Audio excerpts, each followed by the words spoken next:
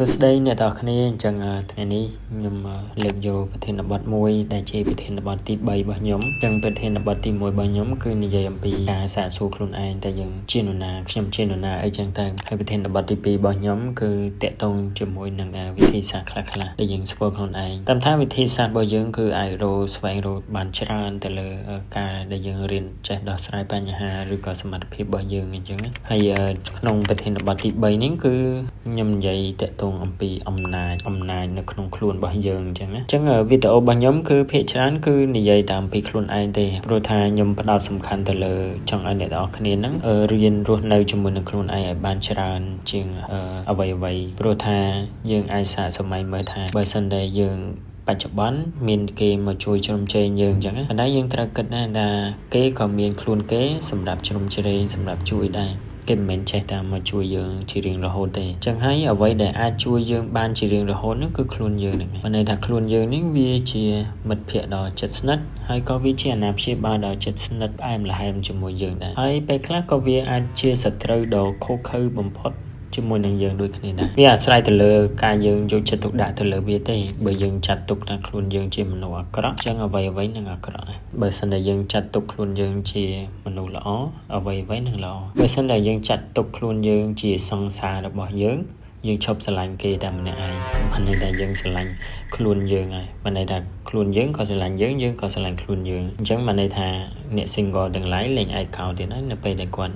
ស្រឡាញ់ខ្លួនឯងច្រើនព្រោះមានអារម្មណ៍ថាគាត់មានដៃគូហើយអញ្ចឹងបាទអញ្ចឹងយើងត្រឡប់មកប្រធានបទកុំឲ្យបែកhost ទាំងច្រើនពេកអញ្ចឹងប្រធានបទទី3របស់ខ្ញុំនេះគឺតកតងនឹងអំណាចនៅក្នុងខ្លួនអញ្ចឹងយើងនិយាយជជែកគ្នាអំពីអំណាចនេះផងដែរមិនន័យថាមនុស្សជាច្រើនយើងអាចមើលច្រើនទាំងមើលទាំងគេមើលទាំងខ្លួនយើងអាចឆ្លុះបញ្ចាំងអញ្ចឹងបាទមិនន័យថាមនុស្សភាគច្រើនណាគឺចូលចិត្តបដោតសំខាន់ទៅលើអំណាចនៅខាងក្រៅខ្លួនប៉ុន្តែអំណាចពិតប្រាកដគឺវាតែងតែស្ថិតនៅក្នុងខ្លួនរបស់យើងឯងមនុស្សគ្រប់រូប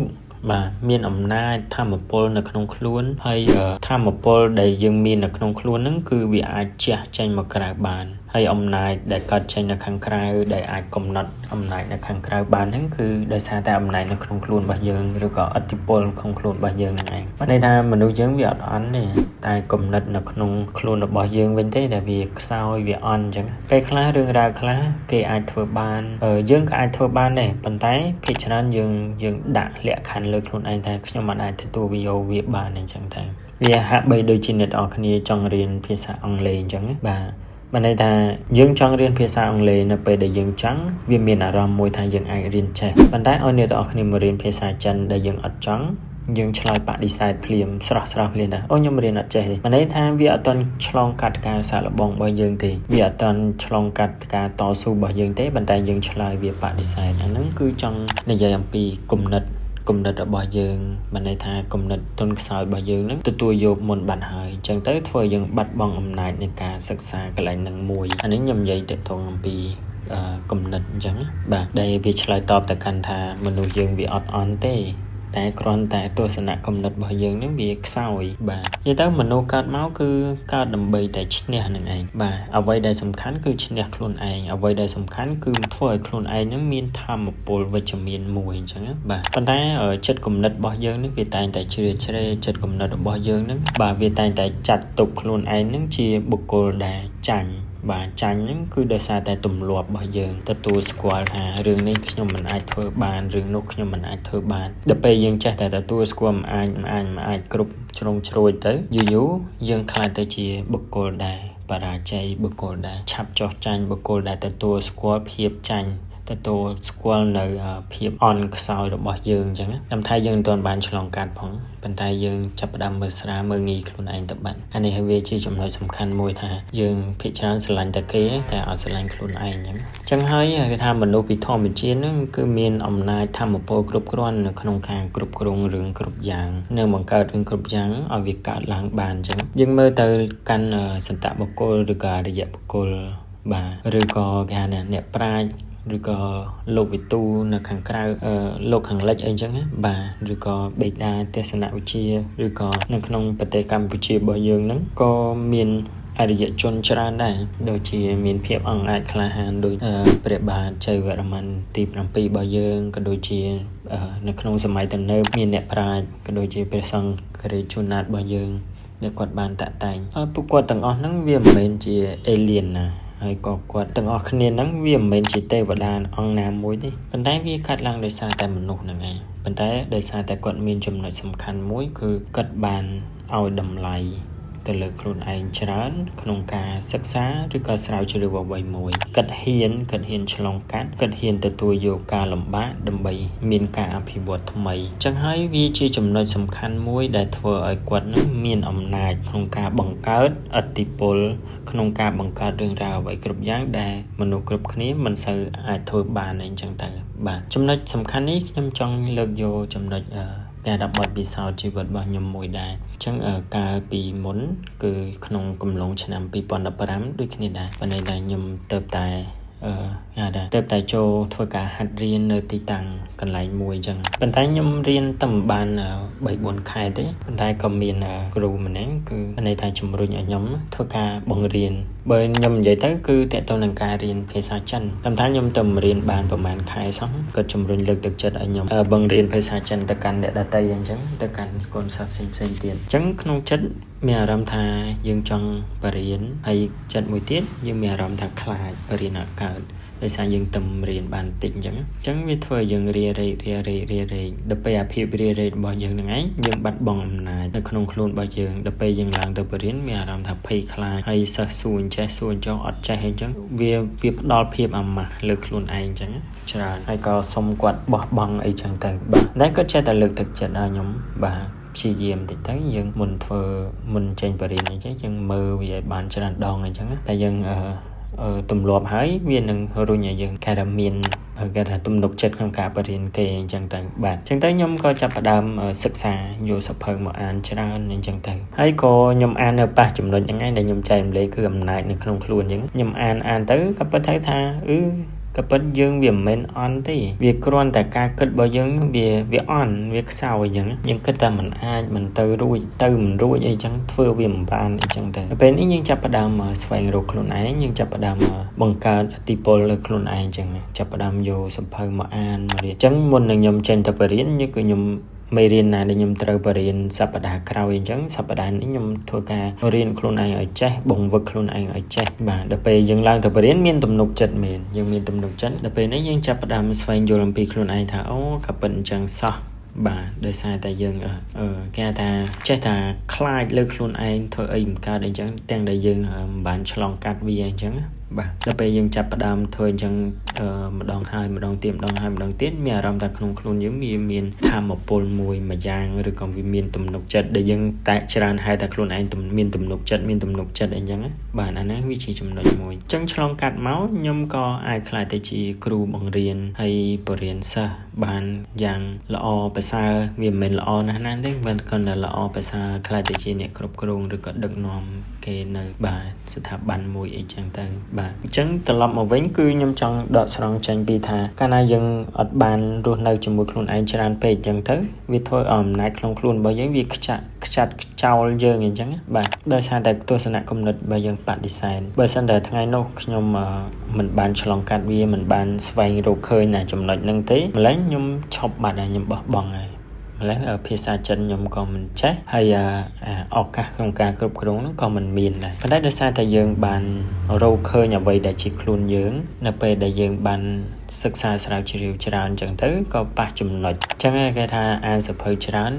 មិនប្រកាសថាវាជួយយើងបានច្រើនគ្រប់អ្វីដែលយើងអាននោះទេប៉ុន្តែគេឲ្យយើងបន្តអាននៅពេលអានទៅវាប៉ះចំណុចមួយដែលជារបស់យើងវានឹងរុញច្រានឲ្យយើងនឹងរីកចម្រើនមួយកម្រិតទៀតកាន់តែរីកចម្រើនអញ្ចឹងទៅអញ្ចឹងវាសំខាន់មែនទែនតកតងនឹងអំណាចនឹងបាទតែភាគច្រើនទាំងខ្ញុំទាំងគេពីមុនដែលយើងមិនទាន់បានឆ្លងកាត់អញ្ចឹងយើងតែងថាអូខ្ញុំចង់បានធ្វើនេះរដ្ឋមន្ត្រីនេះក្រសួងខាងក្រសួងនេះឬក៏ខ្ញុំចង់ធ្វើប៉ូលីសចង់ធ្វើទាហានឬក៏មានស័ក្តិមានផ្កាយអីចឹងទៅខ្ញុំមានអំណាចអញ្ចឹងប៉ុន្តែទាំងអស់ហ្នឹងបើសិនតែយើងនិយាយឲ្យស្មោះត្រង់ទៅវាកើតឡើងដោយសារសមត្ថភាពទេបើសិនតែយើងដកអាការស៊ីសំណុកសូបប៉ាន់ចេញព្រោះហ្នឹងបើសិនតែយើងអត់មានសមត្ថភាពយើងអត់មានអំណាចពីក្នុងខ្លួនបណ្ដោះឲ្យយើងមានសមត្ថភាពជំនាញត្រឹមត្រូវទេក៏មិនអាចចាប់យកតំណែងទាំងអស់ហ្នឹងបានដែរអញ្ចឹងអ្វីគឺវាកើតពីខ្លួនយើងអញ្ចឹងដូច្នេះហើយ ខ្ញុំចង់ចែករំលែកទៅកាន់អ្នកនរគ្នាថាកាលណាដែលយើងអាចគ្រប់គ្រងឬក៏មានទំនួលខុសត្រូវទៅលើទង្វើរបស់ខ្លួនយើងបាទគឺយើងមានន័យថាយើងកុំបណ្ដោយស្ថានភាពហ្នឹងគ្រប់គ្រងអំណាចនៅក្នុងខ្លួនរបស់យើងបានបើន័យថាយើងប្រើអំណាចនៅក្នុងខ្លួនដើម្បីគ្រប់គ្រងស្ថានភាពនៅខាងក្រៅវិញបានអញ្ចឹងអានេះវាជាចំណុចមួយដែលយើងគួរតែពិចារណាអញ្ចឹងនិយាយមែនទែនទៅតកតងនឹងអំណាចនេះយើងមិនមែន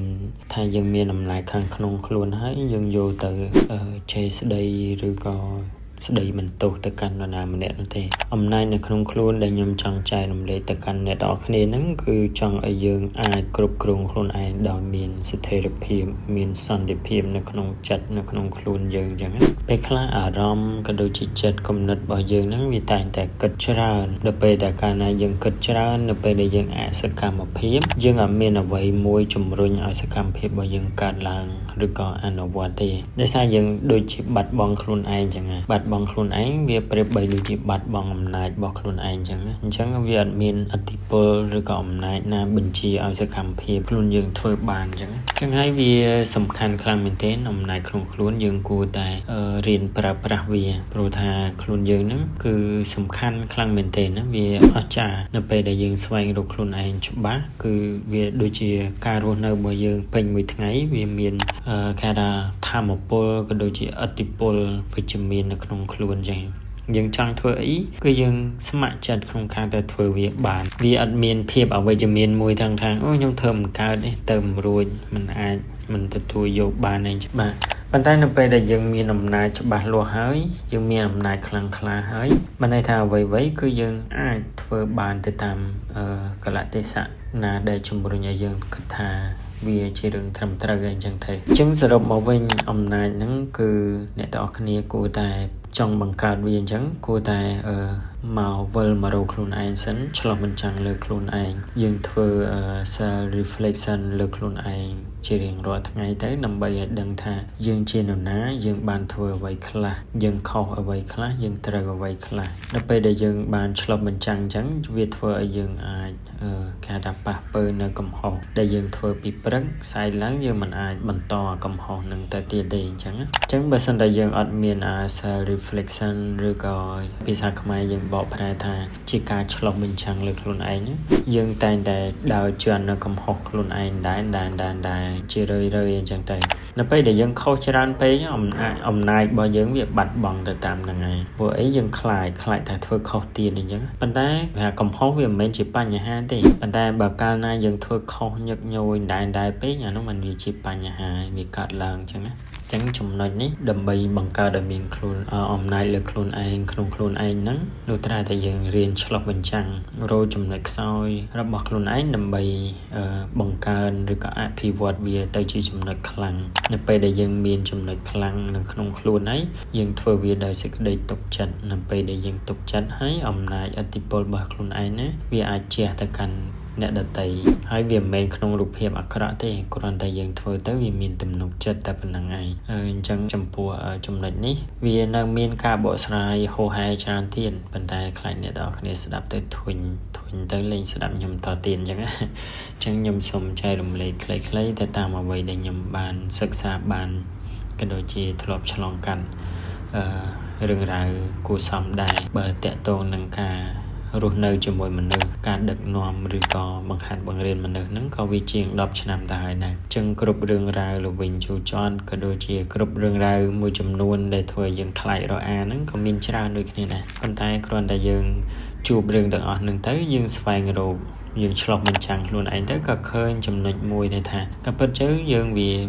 មានធម៌ពលហើយគ្រាន់តែយើងមិនបានប្រើប្រាស់វាអញ្ចឹងដោយសារតែយើងរស់ភ្លេចខ្លួនឯងទៅយើងអាចបានទាញវាយកមកប្រើអញ្ចឹងវីដេអូនេះខ្ញុំចង់ចែករំលែកជាមួយអ្នកនរគ្នាប៉ុណ្ណឹងអញ្ចឹងសង្ឃឹមថាអ្នកនរគ្នាស្ដាប់ហើយវាជាគតិមួយវាជាការចែករំលែកមួយហើយក៏សូមអធិស្ឋាននៅពេលដែលខ្ញុំលើកឡើងទៅខ្វះខាតឬក៏មិនពេញឬក៏ខុសឆ្គងត្រង់ចំណុចណាមេត្តាអធិស្ឋានហើយនឹងសូមជួយ Subscribe Channel ក៏ដូចជាជួយ Comment ឲ្យ Feedback ដើម្បីឲ្យខ្ញុំធ្វើការឆ្លុះបញ្ចាំងនៅកំហុសរបស់ខ្ញុំបន្តទៀតបាទសូមអរគុណ